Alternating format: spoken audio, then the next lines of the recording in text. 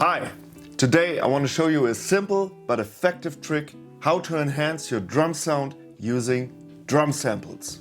And I want to discuss the question, are drum samples a game changer, yes or no? Well, let's find it out.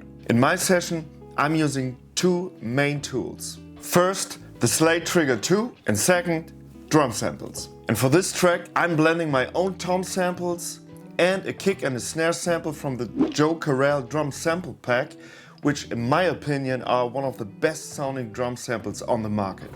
But why even use drum samples? Imagine recording your drums in a small room. Even with a well-tuned kit, good microphones, solid preamps, and of course a tight and consistent playing, the room by itself limits how big your drums can sound. You might tweak the EQ, add compression, add tons of reverbs and delays, and sometimes the drums don't sit in the mix. Trust me, I've been there countless times. It's frustrating.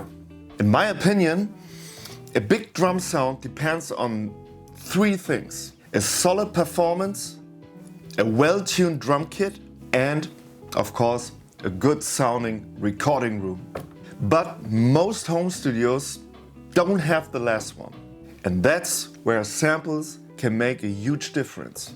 Just to enhance, not to replace the original sound of the drums and the feel. Alright, so with no further ado, let's get to it. Here's my setup.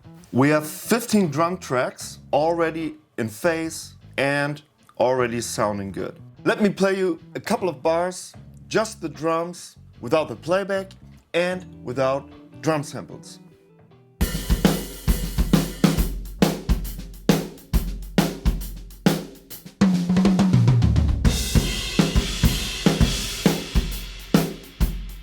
And as you can hear, the drums are sounding pretty good.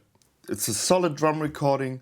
As I said, we have 15 channels, kick in, kick out, snare top, snare bottom, a ribbon mic for the snare, it captures the body of the snare a little bit. Hi-hat, two rack toms, 10-inch, 12-inch and a floor tom, 16-inch. The floor tom has a top and a bottom mic. Then we have a pair of overheads, in this case two Schoeps condenser pencil mics, an extra pencil condenser microphone for the right cymbal, and of course a stereo pair for the ambience.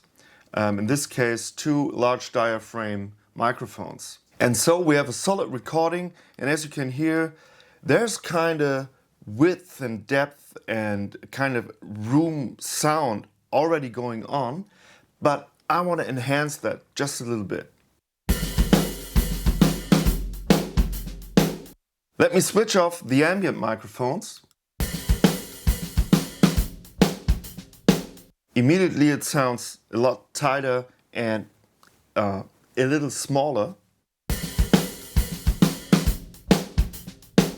Now with ambience,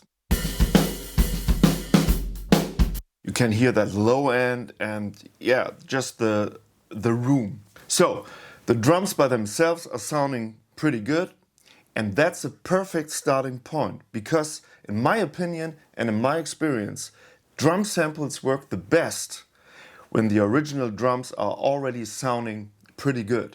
In this case, we want to discuss, is it worth using drum samples to enhance an already good sounding drum sound? So the first step for me always is, I tune my drums the best I can. The second, I check microphone positions on the drums and where it sounds the best. Ensure phase correlation between the individual drum tracks, and of course I try to play as consistent as possible. Just to play in time and play tight, because that's a crucial part of the drum sound. And if I do that, 90% of the job is done. Now let's take care of the last 10% with drum samples. Okay, now let's start with the kick. I play just the kick in with the kick out together.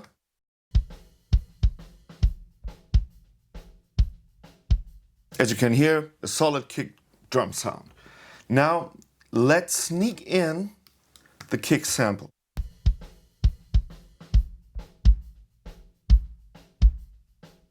And And as I said before, in this case I'm using a kick trigger, a kick sample from the Joe Corel drum sample pack, which sounds great.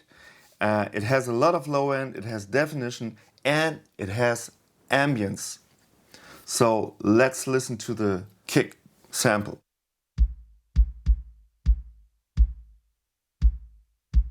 And it's already in phase with the drum tracks, as you can hear. Let's go to the snare, top and bottom mic.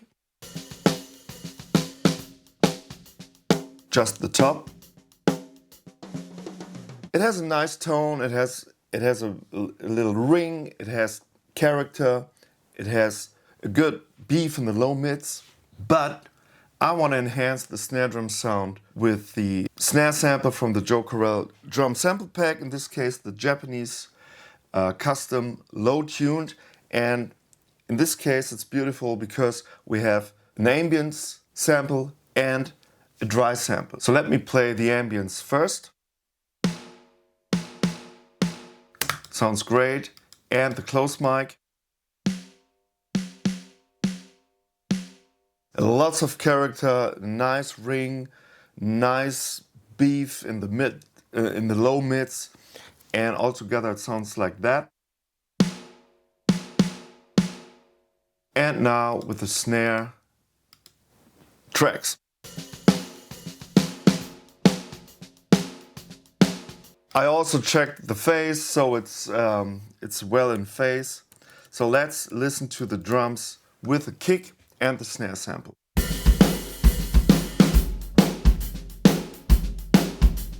Without.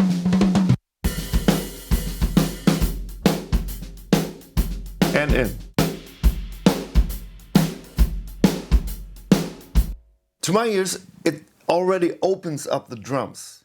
It's not much, but it's enough to realize it. And to me, it sounds great. And as I said, we're not replacing the drums, we're just blending enough to make them sound wider, bigger, and more alive. So let's move on to the toms. I want to play drum fill without the tom samples.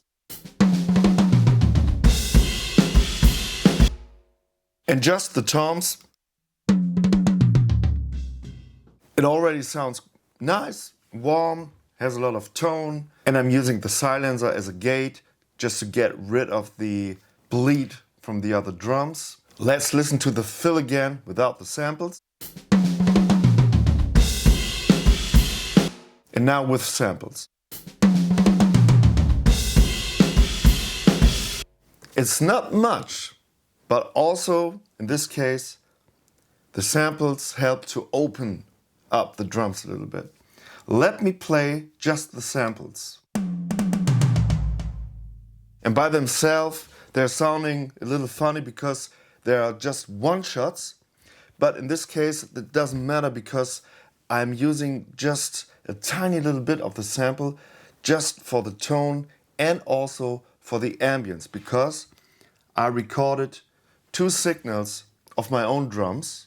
In this case, it's an old DW Maple kit. And I recorded for every tom the ambience and a close mic.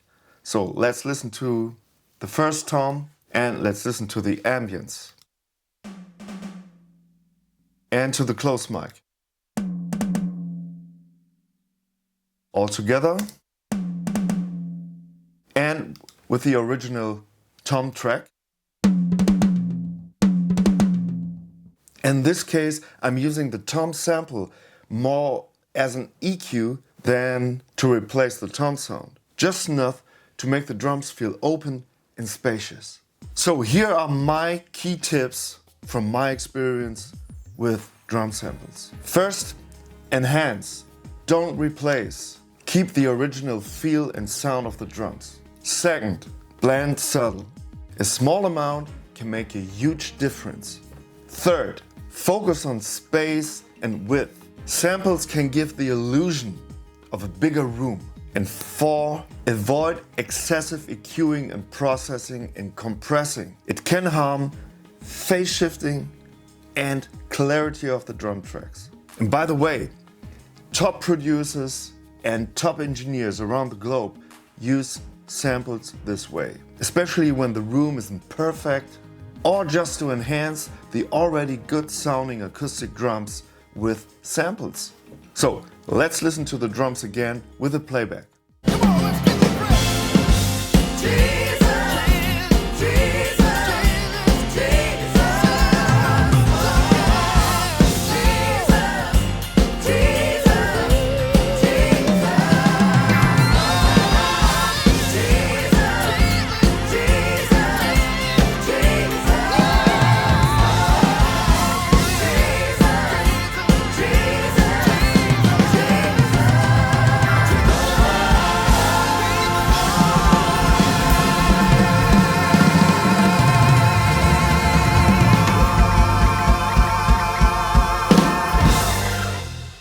And even at the end, where the drums are playing the big fills and stuff, the drums not sounding artificial because, again, we are just using a small amount of the triggers just to enhance and not to replace the drums. So it sounds naturally to my ears. Let's summarize.